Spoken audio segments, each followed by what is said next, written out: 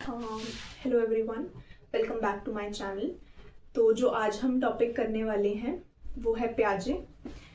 तो इससे पहले जो हमारी वीडियो थी उसमें कॉग्निटिव अप्रोच टू लर्निंग के बारे में हमने पढ़ा था, तो उसी के आगे के जो भी टॉपिक्स होंगे वो हम आगे वाली वीडियोस में डिस्कस करेंगे। तो देखिए, प्याजे की थ्योरी पढ़ने से पहले एक इम्पॉर्टेंट चीज़ें जो हैं, कुछ इम्पॉर्टेंट चीज़ें हैं जो प्याजे ने दी हैं या टर्म्स जो हैं वो प्याजे से रिलेट करती हैं। आज हम उनके बारे में डिस्कस करेंगे। फिर आगे आने वाली वीडियोस में मैं प्रॉपर प्याजे की जो थ्योरी है वो आप लोगों के साथ शेयर करूंगी। तो देखिए, आज का जो हमारा टॉपिक है वो प्याजे ही होगा। प्याजे के थ्रू जो इम्पोर्टेंट टर्म्स दी गई हैं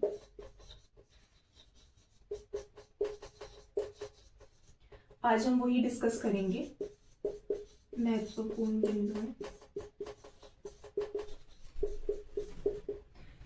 ठीक है। तो देखिए, और ये सारी की सारी टर्म्स जो होंगी वो सारी वो हैं जो प्रीवियस ईयर में पूछी गई हैं, प्याजे से रिलेटेड है। तो देखिए, पहला जो है थ्योरी ऑफ माइंड के बारे में पूछा जाता है। तो थ्योरी ऑफ माइंड, या आप देखेंगे कि प्याजे जो है उसको रिलेट किया जाता है ईगो सेंट्रिज्म से, जिसे हम कह लेते हैं अहम केंद्रीकरण जो भी है। तो ईगो सेंट्रिज्म जो वर्ड आता है वो किससे रिलेट करता है? प्याजे से रिलेट करता है। इसलिए ज्यादा फोकस किया गया क्योंकि प्याजे ने ईगो सेंट्रिज्म में दो टास्क जो है वो इंट्रोड्यूस करे थे। तो जो पहला था थ्योरी ऑफ माइंड, मतलब थ्योरी ऑफ माइंड को चेक करने के लिए प्याजे ने एक टास्क किया था, जिस टास्क का नाम है फॉल्स बिलीफ टास्क। हिंदी वाले जो हैं स्टूडेंट्स, जो भी हिंदी में प्रिपेयर कर रहे हैं, एस्पिरेंट्स जो भी हैं, वो हिंदी में ही इसको याद करेंगे। जो भी टास्क के नाम हैं, जो भी इंपॉर्टेंट टर्म्स हैं, वो आप एज इट इज इंग्लिश वाली जो होंगी वो ही लिखेंगे, क्योंकि हिंदी में टर्म्स अलग अलग आ सकती हैं बट इंग्लिश में वो टर्म्स सेम ही रहेंगी, तो आप लोगों के लिए इजी रहेगा। तो पहला जो है वो थ्योरी ऑफ माइंड है, उसको चेक करने के लिए जो टास्क किया गया वो फॉल्स बिलीफ टास्क था। सेकंड जो है हमारा वो है ईगो सेंट्रिज्म टू एलोसेंट्रिज्म को चेक करने के लिए, मतलब अहम केंद्रित से सर्व केंद्रित। ईगोसेंट्रिज्म टू एलोसेंट्रिज्म जो था उसका, उस टास्क का नाम था थ्री माउंटेन टास्क। इन टास्क को भी हम इसी क्लास में डिस्कस करेंगे। अच्छी तरीके से मैं समझाने की कोशिश करूंगी ताकि इससे रिलेटेड कभी भी कोई क्वेश्चन आए तो आप लोगों का डाउट ना रहे। फिर थर्ड टर्म है वो है ट्रांसडक्टिव रीजनिंग।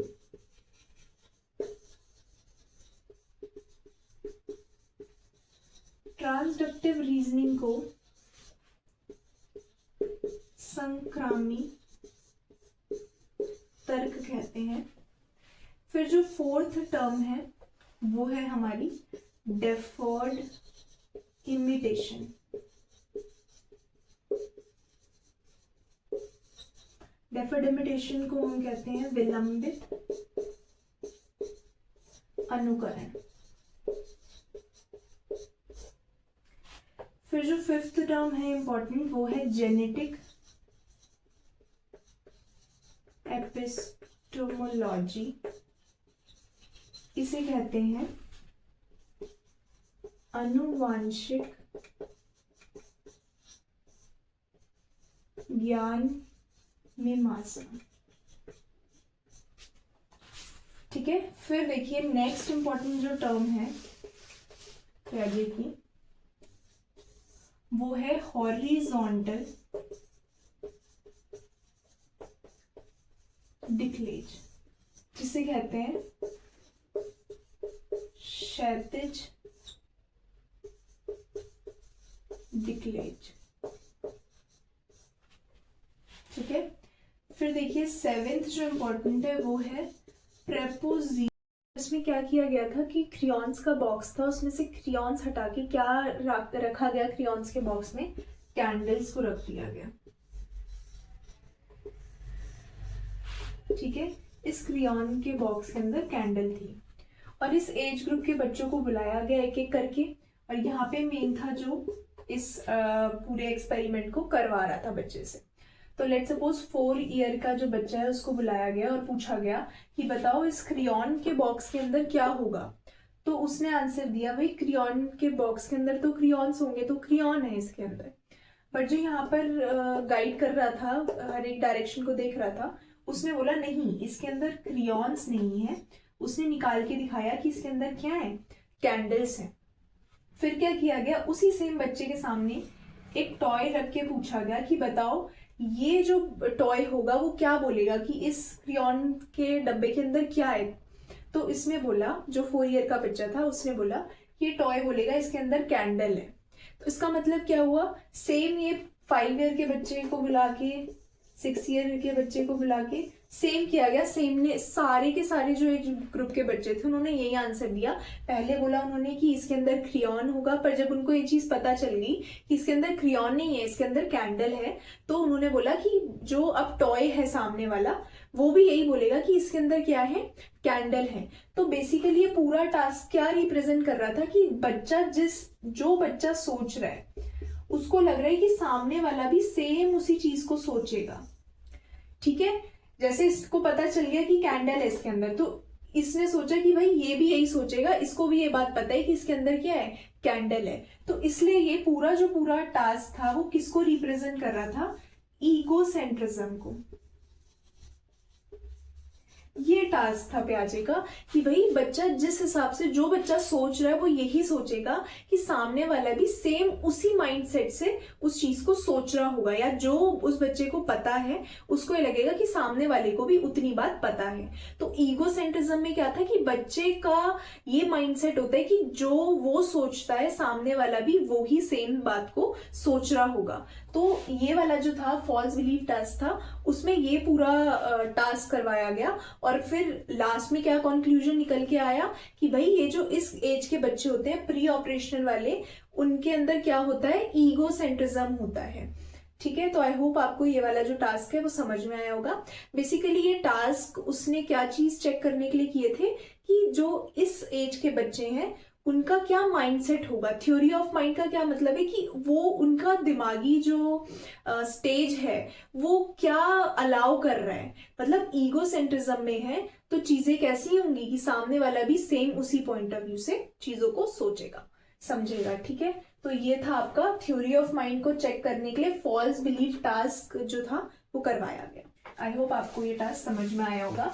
अब हम सेकेंड टास्क की तरफ बढ़ जाते हैं, जो कि था हमारा किसको चेक करने के लिए, सेम ईगोसेंट्रिज्म से एलोसेंट्रिज्म। ये वाला जो टास्क था उसको करने के बाद क्या रिप्रेजेंटेशन हुई, क्या कंक्लूजन निकला कि बच्चा ईगोसेंट्रिज्म से एलोसेंट्रिज्म की तरफ जाता है। तो एलोसेंट्रिज्म की तरफ जाता है, अहम केंद्रित से सर्व केंद्रित। देखिए टास्क का क्या था, 3 माउंटेन टास्क।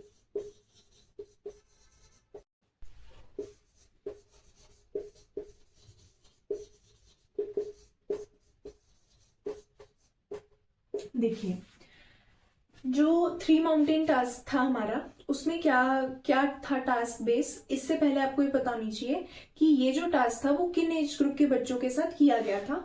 तो इसमें आप देखेंगे ईगोसेंट्रिज्म अभी हम पहले फॉल्स बिलीफ टास्क कर चुके हैं, तो ईगोसेंट्रिज्म प्री ऑपरेशनल वाली हमारी स्टेज होती है। तो पहले इन्होंने प्री ऑपरेशनल वालों को ही बुलाया था, प्री ऑपरेशनल स्टेज वाले बच्चों को, जो एज ग्रुप है उनके बच्चों को बुलाया था। उसके बाद ये वाला कॉन्क्रीट ऑपरेशनल के बच्चों पर भी किया गया था टास्क। क्योंकि ये ईगोसेंट्रिज्म टू एलोसेंट्रिज्म है, तो कौन सी एज ग्रुप जो है वो ईगोसेंट्रिज्म वाली है तो वो प्री ऑपरेशनल है, और एलोसेंट्रिज्म वाली कौन सी है हमारी, वो कॉन्क्रीट ऑपरेशनल है। इस टास्क के बाद हमें पता चलेगा कि जो प्री ऑपरेशनल है वो भाई ईगोसेंट्रिक होती है और जो कॉन्क्रीट ऑपरेशनल हमारी स्टेज होती है वो एलोसेंट्रिज्म को रिप्रेजेंट करती है। तो देखिए इसमें जो एज ग्रुप के बच्चे होते हैं वो 2 to 7 ईयर्स होते हैं और इसमें 7 to 11 ईयर्स होते हैं।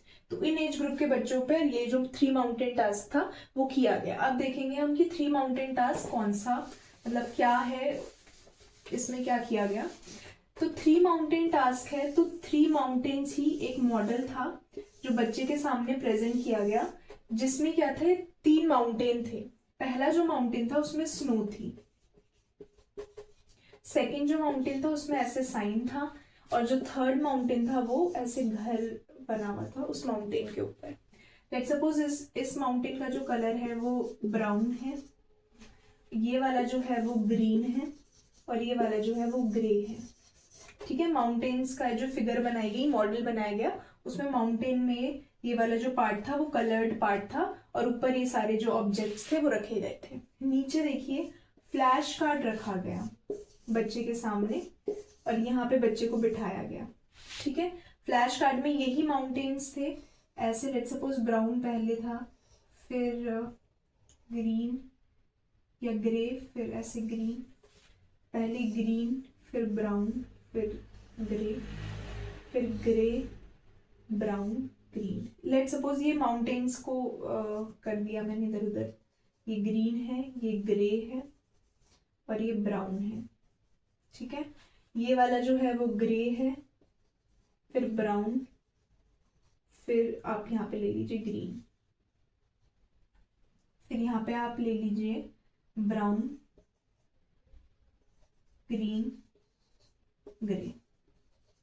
ठीक है, क्या कहने का मतलब है बेसिकली कि मॉडल उसके सामने रखा गया और नीचे उसी के अकॉर्डिंग ये इन्होंने फ्लैश कार्ड रख दिए, जिसमें जो माउंटेन्स थे उनकी जो पोजीशन थी वो आगे पीछे कर दी गई। अब क्या था बेसिकली, इस मॉडल, ये पूरा मॉडल था, उसके सामने बच्चे को बिठाया गया और बोला गया बताओ तुम्हारे जो माउंटेन की जो पोजीशन है वो इन फ्लैश कार्ड में से किससे मैच कर रही है। तो देखिए इधर ग्रीन है, इधर ब्राउन है और इधर ग्रे है।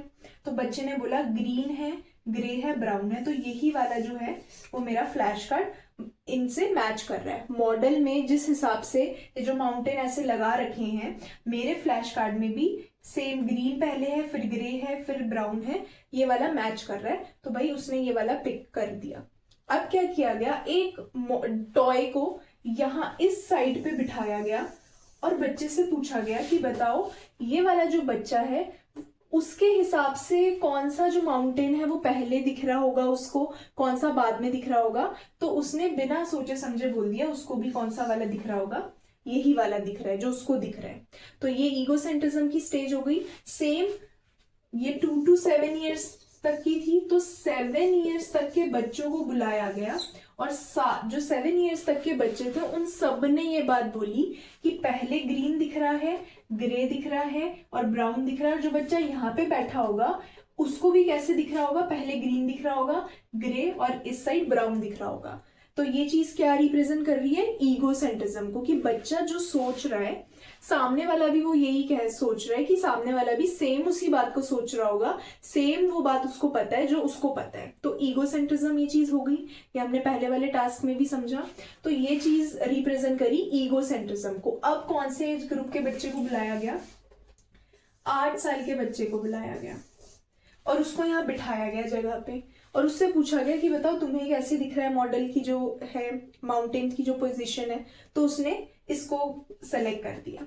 फिर उस पे भी ये अप्लाई किया गया कि एक यहाँ पे बैठा है टॉय, बताओ इस टॉय को किस हिसाब से दिख रहा होगा। तो इसने बोला कि पहले उसको कौन सा दिख रहा होगा, ग्रे दिख रहा है, फिर उसने बोला भाई ब्राउन दिख रहा है, इधर ग्रीन दिख रहा होगा, मतलब ग्रे बीच में दिख रहा है। सबसे पहले उसको क्या दिख रहा है, ग्रे दिख रहा है। तो तीनों में किसमें सबसे पहले ग्रे है, ये वाला। तो जो 8 साल के बच्चे को बुलाया गया तो उसने क्या चीज बोली कि मुझे तो ये दिख रहा है, पर इस वाले टॉय को किस हिसाब से माउंटेन की इमेज दिख रही होगी, पोजीशन दिख रही होगी, तो उसने इसको टिक कर दिया। तो भाई ये पूरा टास्क था हमारा 3 माउंटेन टास्क, जिसमें प्री ऑपरेशनल वाले जो स्टेज के बच्चे थे उन पे पहले किया गया टास्क और उनसे पूछा गया कि किस हिसाब से है। फिर सेम जो हमारा कॉन्क्रीट ऑपरेशनल का था उन वाले बच्चों को बुला के पूछा गया और उन्होंने अलग अलग जवाब दिया गया, और लास्ट में क्या कंक्लूजन निकला कि जो प्री ऑपरेशनल वाली होती है वो ईगोसेंट्रिज्म होती है, और जो कॉन्क्रीट ऑपरेशनल वाली होती है वो।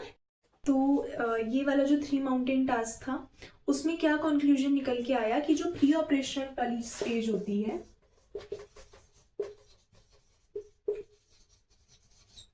उसमें जो बच्चा होता है वो ईगोसेंट्रिज्म उसके अंदर होता है, और जो कॉन्क्रीट ऑपरेशनल जो स्टेज होती है उस स्टेज में आते आते जो बच्चा होता है वो एलोसेंट्रिज्म की तरफ चला जाता है। ठीक है, तो ये हमारे आज के जो हमने डिस्कस करा है वो इन दोनों टास्क के बारे में डिस्कस किया है। जो पहला था वो हमारा फॉल्स बिलीफ टास्क था, थ्योरी ऑफ माइंड को चेक करने के लिए फॉल्स बिलीफ टास्क करवाया गया था प्याजे के थ्रू, और ये किन पे फोकस करता है, ईगोसेंट्रिज्म की तरफ।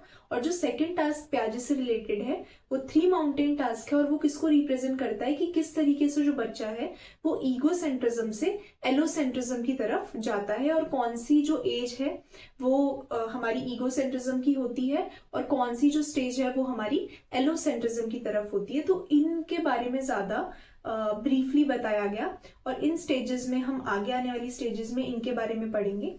तो आई होप आपको ये समझ में आया होगा। Thank you.